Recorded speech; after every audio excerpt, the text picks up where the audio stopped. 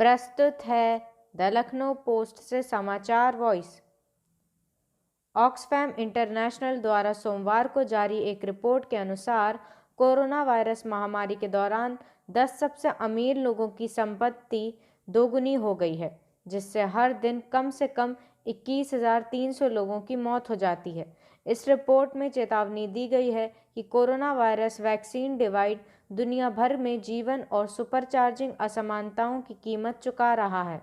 Oxfam की असमानता हत्याओं की रिपोर्ट में यह कहा गया है कि अत्यधिक असमानता की वर्तमान वैश्विक स्थिति दुनिया के सबसे गरीब लोगों और राष्ट्रों के खिलाफ आर्थिक हिंसा का एक रूप है। देश में अब तक कोरोना वायरस के ओमिक्रॉन वेरिएंट के 8,209 मामले सामने आ चुके हैं, जिनमें कल के मुकाबले 6.02% की वृद्धि हो चुकी है। पिछले 24 घंटों के दौरान देश में 2,58,079 नए मामले सामने आए हैं और 385 लोगों की जान गई है, जबकि 1,51,740 लोग इस बीमारी से ठीक हुए हैं।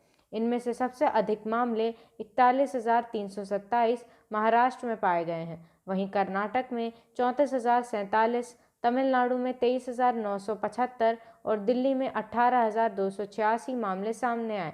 सक्रिय मामलों की संख्या में 1,05,964 का इजाफा हुआ है, जिससे सक्रिय मामलों का आंकड़ा बढ़कर 16,56,341 पर पहुंच गया है।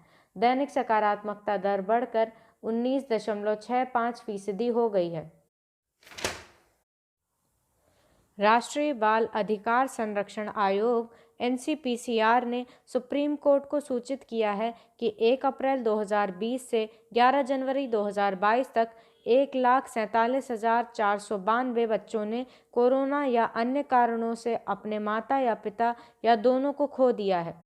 कोरोना के दौरान माता पिता को खोने के कारण बच्चों को देखभाल और संरक्षण की ज़रूरत संबंधी स्वतः संज्ञान मामले में NCPCR ने हलफनामा दाखिल कर बताया कि ये आंकड़े राज्यों और केंद्र शासित प्रदेशों द्वारा उसके बाल स्वराज पोर्टल कोविड केयर पर अपलोड आंकड़ों पर आधारित हैं। इनमें से 10,094 बच्चे पूरी तरह अनाथ हो गए हैं। 1,36,492 बच्चों ने माता या पिता को खो दिया है और 488 बच्चों को लावारिस छोड़ दिया गया है। इन बच्चों का राज्यवार विवरण देते हुए आयोग ने कहा कि इनमें से सबसे अधिक 24,405 बच्चे ओडिशा, 19,623 बच्चे महाराष्ट्र और 14,770 बच्चे गुजरात के हैं।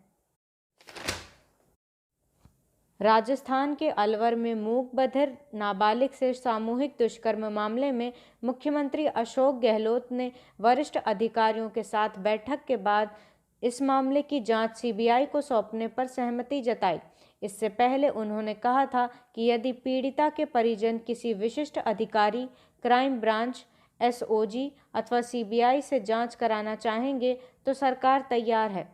अलवर की पुलिस अधीक्षक तेजस्विनी गौतम ने कहा कि दुष्कर्म की आशंका से इनकार नहीं किया गया है। मेडिकल रिपोर्ट के आधार पर दुष्कर्म की पुष्टि नहीं होने की बात कही गई थी, लेकिन वह अंतिम निष्कर्ष नहीं था। पुलिस प्रत्येक पहलू की जांच कर रही है।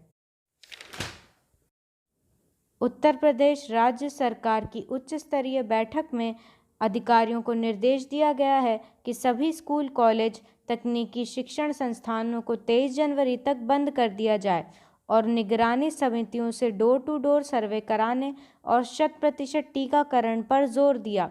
इस दौरान ऑनलाइन कक्षाएं यथावत चलती रहेंगी।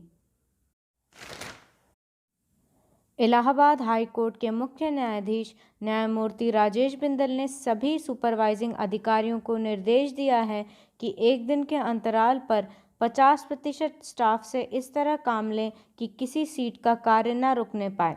सुपरवाइजिंग अधिकारी को यह छूट दी गई है कि अति आवश्यक होने पर घर बैठे स्टाफ को काम के लिए बुला सकते हैं।